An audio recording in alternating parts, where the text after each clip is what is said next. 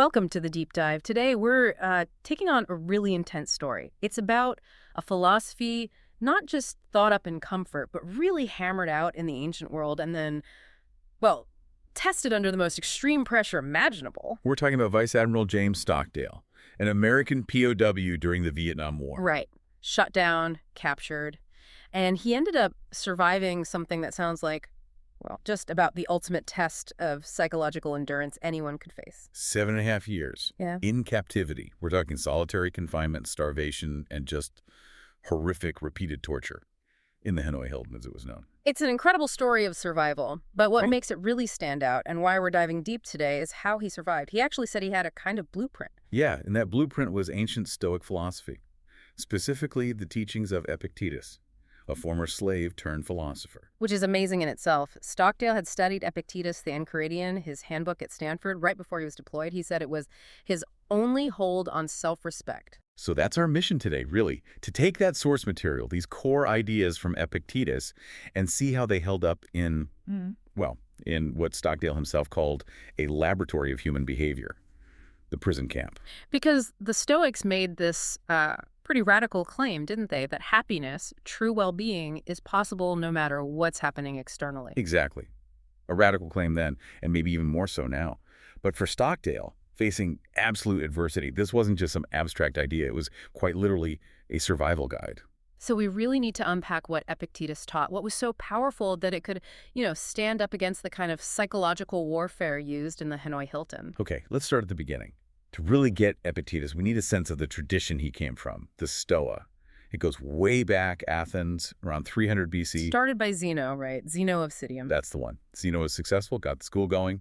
But the sources suggest that after him, under his successor Cleanthes, well, things got a bit shaky. Shaky hat. Cleanthes was apparently very devoted, but maybe not the most dynamic leader. The school started losing students, losing prominence.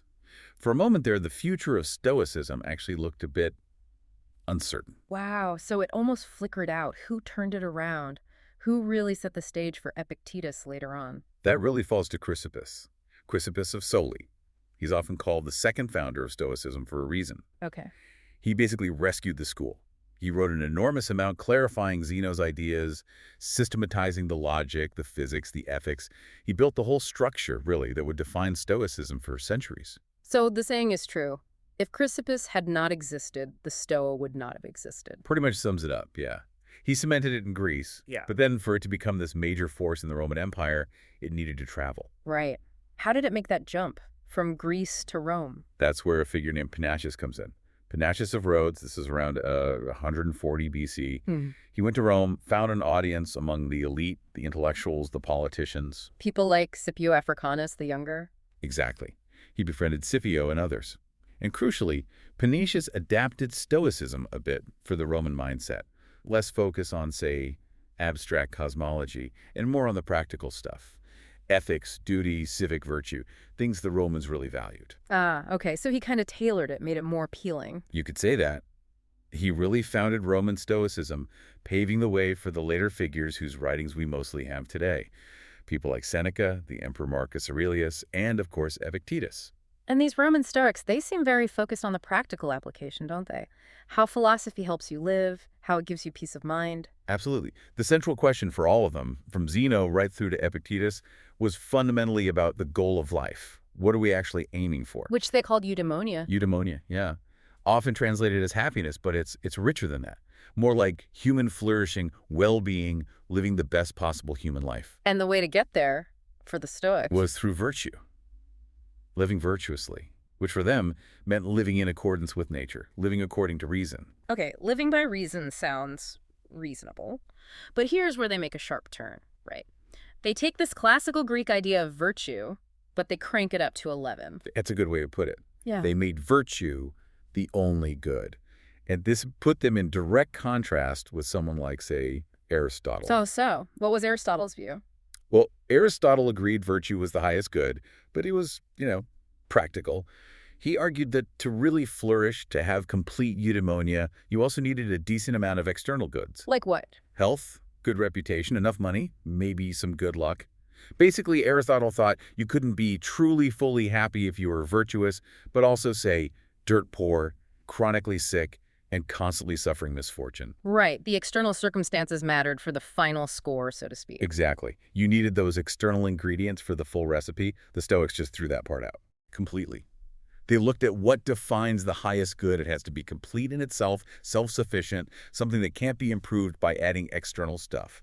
And they said only virtue fits that bill. Virtue is happiness. Full stop. Nothing else needed. Wow, that's a demanding view. Doesn't that kind of ignore real suffering? Like, if you're starving, isn't that just bad? It is demanding. Yeah. And they knew it. But their main concern was protecting our inner freedom. See, if you make external things like wealth or health necessary for your happiness, what happens? You're dependent on them. You're dependent. You've given hostages to fortune, to things outside your control.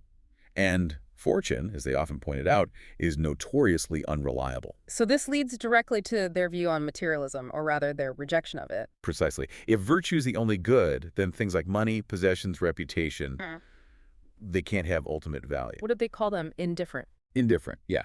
Relative to the supreme value of your own reason and character, these external things are indifferent. Now, that doesn't mean they didn't prefer some over others, but we'll get to that. Okay, but the core idea is they don't define your worth or happiness. Right. Seneca, who was himself incredibly wealthy, ironically, perhaps wrote constantly about how pointless greed is, why chase so much when our basic needs are small. He called it madness, to think the amount of money matters more than the state of your own mind. It is a bit of a paradox, isn't it? A super rich guy telling everyone wealth doesn't matter. It highlights the point, though.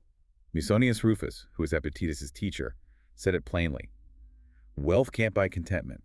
It can't get rid of grief or fear. Luxuries don't touch the mind's distress. And then you get Epictetus himself, who started life as a slave. Exactly. He knew what it meant to have absolutely nothing, externally speaking. So when he talked about wealth, it carries immense weight. What did he say? He said things like, not needing wealth is more valuable than wealth itself is. And this one is just devastatingly powerful. It is better to die of hunger with distress and fear gone than to live upset in the midst of plenty.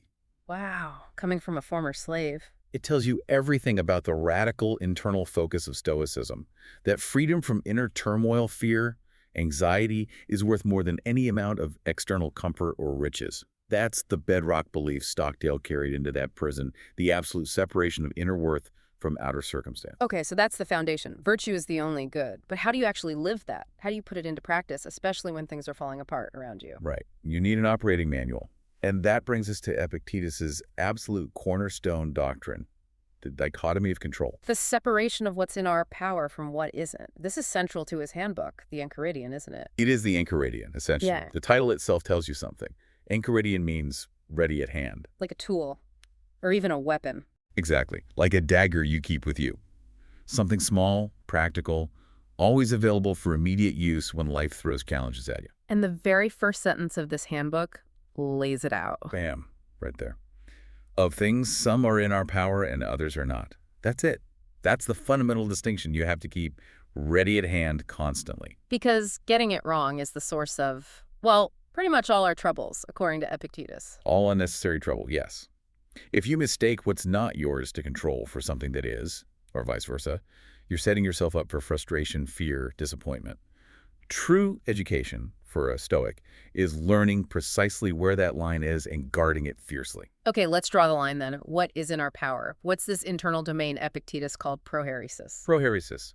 It's tricky to translate perfectly. Volition, moral purpose, will, choice. It refers to the purely internal realm of your judgments and decisions. So things like what I choose to believe, whether I agree with something. Exactly. Your judgment, your assent, saying yes or no internally to an impression, your impulse to act or not act, your desires and aversions, essentially your overall rational faculty and its operations. And the key thing about this internal space is that it's the only place where you are truly free, absolutely autonomous. Nothing external can force your judgment or compel your assent. Not really. It's unimpeded, untouchable. Which means this is also the only place where good and evil truly exist for a Stoic. Precisely. Genuine good lies only in using your prohairesis well, making sound judgments, choosing virtuous actions and intentions, developing a good character. Genuine evil lies only in using it badly. Poor judgments, vicious intentions, corrupt character. Okay, so that's the in our power side. What about the other side? The aprohera, the not up to us. That's, well, basically everything else. Everything. Pretty much everything external to your mind and will. Your body, whether it's healthy or sick, injured or whole, your possessions, whether you're rich or poor, your reputation, whether people praise you or insult you, your job, your social status, political events, the actions of other people, even whether you live or die. Whoa. Okay, that's a huge category. My own body isn't up to me. My life isn't up to me. Not ultimately. You can influence them, sure. You can try to be healthy, try to protect yourself. But can you guarantee health? Guarantee you won't get hit by a bus tomorrow? No. They are not under your complete and total control in the way your judgments are. So the Stoic stance towards all these external things, the aprohera, is what? Is that they are indifferent. Indifferent. Again, that sounds harsh. Doesn't mean you shouldn't care if you're healthy or sick. This is a really common sticking point, and it's crucial. They are indifferent relative to virtue and vice. They don't determine whether you are a good or bad person or whether you achieve eudaimonia. But they are not all equal in practical terms. This is where the Stoics made a further distinction. Preferred versus dispreferred indifference. Okay, explain that. You naturally prefer health over sickness, wealth over poverty, a good reputation over a bad one, life over death. These things have value. They can make life more comfortable or provide more opportunities to exercise virtue. They are preferred. And dispreferred are the opposites. Sickness, poverty, death. Exactly. You naturally avoid those if you can. They have disvalue. But, and this is the absolute key, neither the preferred nor the dispreferred have moral value. They don't touch your core worth. So health is preferable, but getting sick doesn't make you a worse person or prevent you from being virtuous. Precisely. The only true good is virtue. The only true evil is vice. Everything else is just material to work with. Tools. Can you give an analogy, maybe? Think of a craftsman, say a sculptor. He prefers good quality marble and sharp chisels. They make his work easier, potentially better. But his skill, his artistry, his virtue as a sculptor resides in him, in how he uses whatever materials he has. If he's given poor marble or dull tools, he can still strive to do the best work possible under those conditions. His excellence isn't in the marble, it's in his approach. Okay, I think I get it. The materials are indifferent to his actual skill, even though he prefers good ones. That's it. Health, wealth, reputation. They're the marble and chisels of life. Preferable, yes, but morally neutral. Your virtue lies in how you use them or how you respond to their absence. The mistake we make, the source of our misery, according to Epictetus, is treating these preferred indifferents as if they are good in themselves, or the dispreferred ones as if they are evil. Why is that mistake so common, it seems? Well, it seems natural to think sickness is bad. It does. Epictetus says we have natural preconceptions like good things are beneficial, bad things are harmful. The problem isn't the preconception itself, it's that we misapply it. We take the preconception badness as harmful, and we incorrectly apply it to externals. We think sickness is happening to me, therefore something bad is happening to my essential self, or my boss was rude to me, therefore I have been harmed. But aren't those things genuinely unpleasant? Painful, even. Physically unpleasant. Yes. Painful, often. Yeah. But are they morally harmful? Do they damage your character, your ability to reason, your prohairesis? Yeah. Only if you let them. Only if you assent to the judgment. This external event is truly bad and is ruining my well-being. So the suffering comes from the judgment, not the event itself. That's the core Stoic insight. Epictetus used this analogy. Yeah. We're souls tied to bodies. Yeah. We have these chains of a body's needs, property, relationships. We can choose to identify primarily with these chains, these external attachments, which makes us vulnerable like animals. Oh. We can choose to identify with our minds, our reasoning faculty, which Epictetus considered godlike and inherently free. The choice of identification dictates whether external events can truly harm us. Most suffering, then, is fundamentally self-inflicted through faulty judgment about what truly matters. Okay, understanding the theory, the dichotomy, the indifference is one thing, but how do you actually train yourself to live this way? To build that internal fortress so it holds up under pressure? Right, theory isn't enough. Epictetus was all about practice, about training ascesis. He laid out a kind of curriculum, often called the 3 fields of study, or 3 disciplines. It's a systematic way to develop Stoic resilience. 3 fields. What's the first one? The first, and he stressed it's the most fundamental, deals with desires and aversions. Yeah. Basically managing your emotions. Why start there? Because your emotions follow your desires. If you desire things that are not up to you, like wanting to be rich, or wanting someone else to like you, or wanting not to feel pain, you're setting yourself up for turmoil. Because you can't guarantee those outcomes. Exactly. If you desire what you can't control, you inevitably experience frustration, fear, envy, despair when things don't go your way. These passions, as the Stoics call them, cloud your reason. So the first training is to redirect your desires and aversions. Oh. You train yourself to desire only what is up to you specifically, to develop your own virtue, to make good judgments. And you train your aversion to apply only to what is up to you, namely, avoiding vice, avoiding bad judgments. So you stop wanting external things and stop fearing external things. You stop investing your ultimate sense of well-being in them, yes. You aim for a state where you desire only your own good character and are averse only to your own bad character. Achieving this brings emotional tranquility, which Epictetus saw as the necessary foundation for everything else. Okay, so emotional stability through managing desire. What's the second field? The second field is about impulse and action, specifically in our social roles. How do we act appropriately in the world? So this isn't just about quiet contemplation then, it's about engaging with others. Absolutely. Stoicism isn't passive withdrawal. This discipline is about learning to act dutifully and effectively as a citizen, a parent, a friend, a leader, whatever roles you occupy. In Stockdale's case, a commanding officer. And how does the first discipline help here? Because, the Stoics argued, you can only act truly well and justly towards others if you yourself are free from internal disturbance. If you're driven by fear, greed, or anger because you're attached to externals, your actions will be compromised. So internal tranquility is the prerequisite for effective, virtuous action in the world. Precisely. Only the person who has mastered their desires and fears, who is fundamentally at peace because their well-being depends only on their own character, can act consistently and rationally for the common good, fulfilling their social duties without being swayed by personal gain or loss. Makes sense. You can't lead effectively if you're constantly worried about your own skin. Okay, what's the third discipline? The third discipline is about assent and judgment. This is the domain of logic and critical thinking, really. Getting your thinking straight. Exactly. It's about ensuring you're correctly applying those natural preconceptions. We talked about understanding what is truly good, bad, or indifferent to the specific situations you encounter day to day. It's about examining your impressions before you agree to them.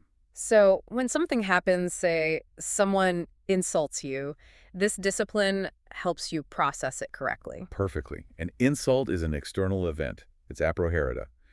The third discipline trains you to pause, examine the impression, I have been insulted, this is bad, and challenge the automatic judgment. How would a Stoic challenge that? They'd apply the principles.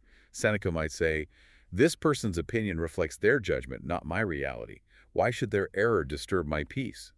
Marcus Aurelius famously advised, take away the judgment, I am hurt, and you remove the hurt itself. The harm isn't in the words, it's in your internal verdict about the words. That's the Stoic line.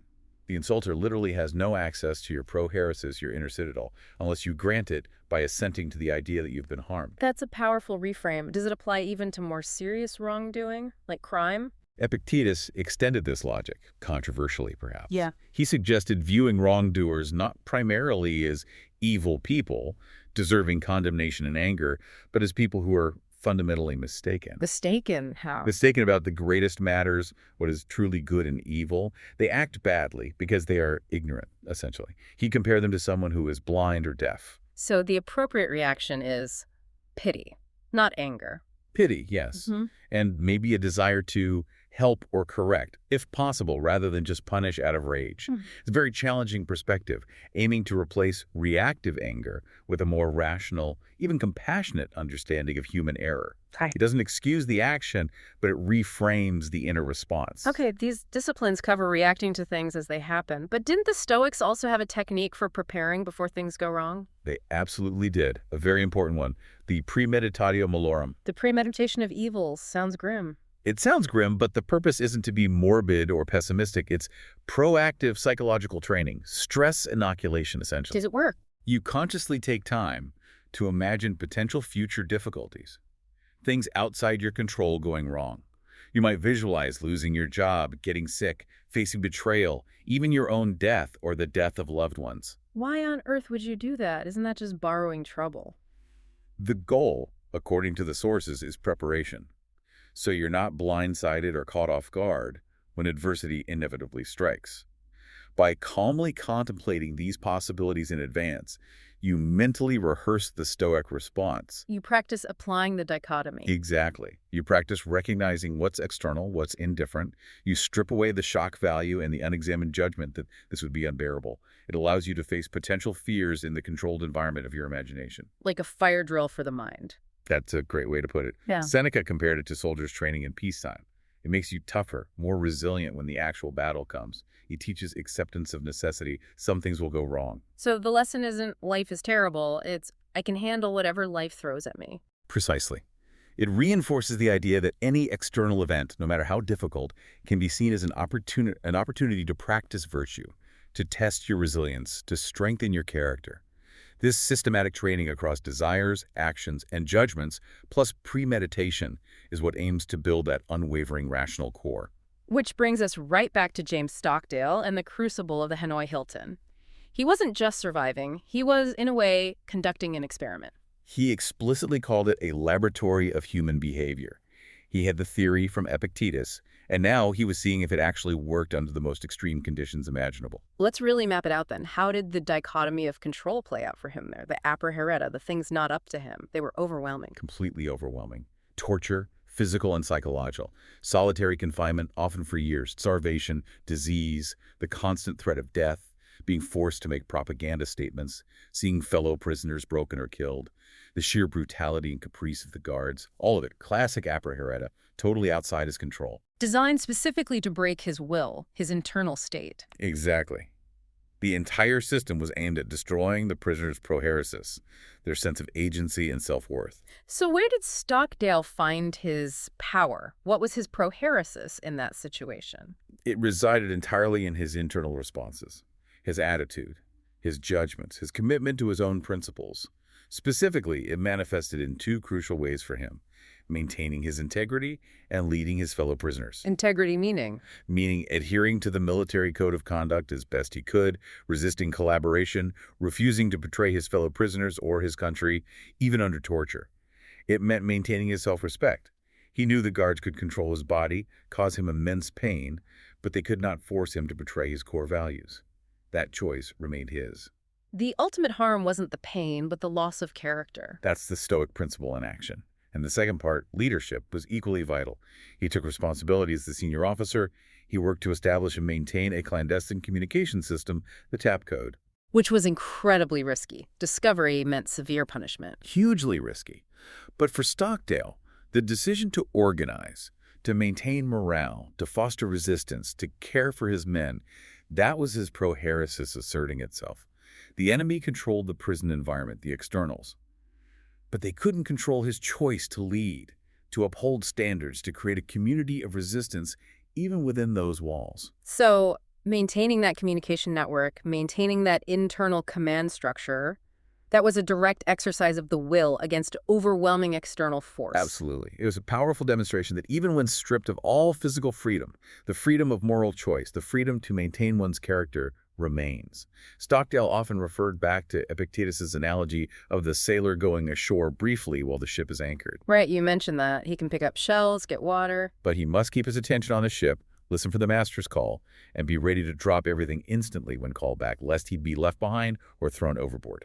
And for Stockdale, the ship and the master represented. The ship was maybe his body, the external circumstances, the prison.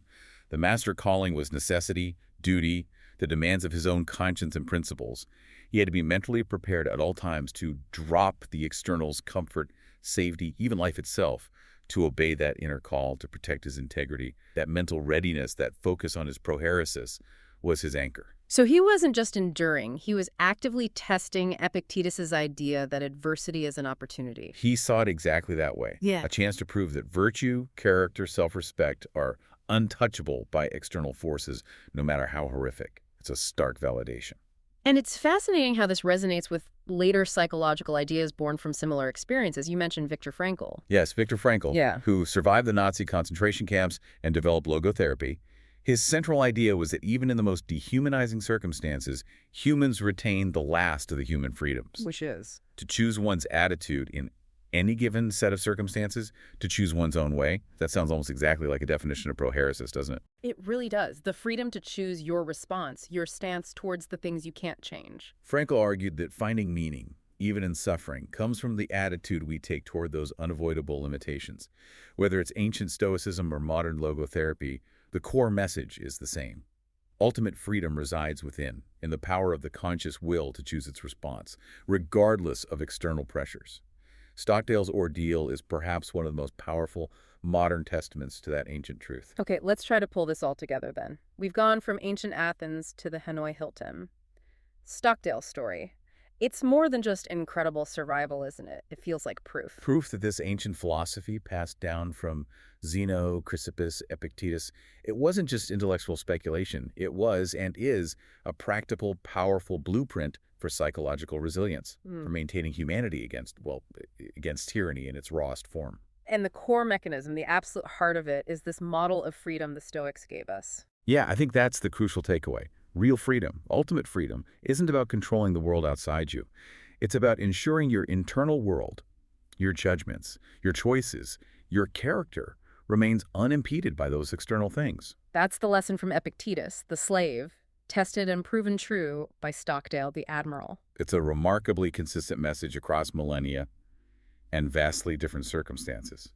The power lies in recognizing that boundary between what you control and what you don't. And most of us, thankfully, won't ever face anything like the Hanoi Hilton, but we all face our own. Let's call them daily tyrannies. Absolutely. We face anxiety about the future, financial worries, health scares. We deal with difficult people, insults, disappointments, frustrations at work or home. We get stuck in traffic. Things that cause us stress, anger, fear. Things that disturb our peace. Seneca talked about the enormous and operose machines of striving for wealth and status. Things we think will bring security, but often just make us more vulnerable to fortune's whims. So the final thought here, maybe the challenge for anyone listening is, if Stockdale could use his prohairesis, his inner faculty of choice, to maintain his integrity and lead others while facing torture and solitary confinement. Yeah, then what excuse do we really have? When faced with our comparatively minor daily struggles, why shouldn't we employ the same tool, the dichotomy of control, to navigate our own lives with more tranquility, more purpose, more resilience? It puts things in perspective, certainly. The challenge for you then is maybe just to start noticing. Pause during your day. When you feel upset, anxious, or angry, ask yourself, what am I valuing right now? Is it something truly within my control, my judgment, my response? Or am I pinning my peace of mind on something external, something a prohaire that I ultimately cannot guarantee? That simple act of noticing, of applying the dichotomy, that's the first step towards claiming that inner freedom the Stoics talked about. It's not about grimly enduring hardship, is it? It's about finding a profound kind of freedom and peace right here and now by focusing on the one thing that truly belongs to you. Your character, your choices, your reason. That's the ultimate Stoic promise validated by Stockdale's incredible life. It's all up to you.